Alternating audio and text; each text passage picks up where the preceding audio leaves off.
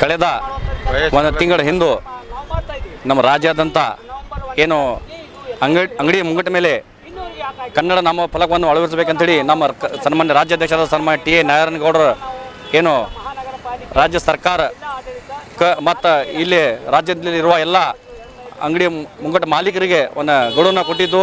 ಆ ನಿಟ್ಟಿನಲ್ಲಿ ನಿನ್ನೆ 27ನೇ ತಾರೀಕಿಗೆ ಆ ಗಡುವು ಮುಕ್ತಾಯ ಆಯಿತು.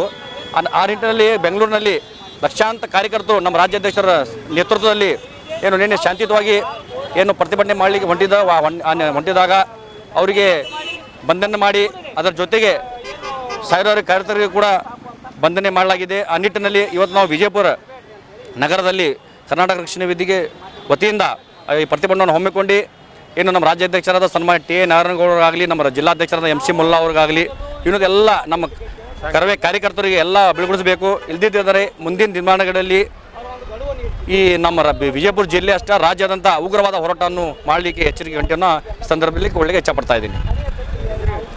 ಫಯಾಜ್ ಕಲಾದ್ಗಿ, ಕರ್ನಾಟಕ ರಕ್ಷಣಾ ವೇದಿಕೆ ನಗರ ಘಟಕ ಅಧ್ಯಕ್ಷರು.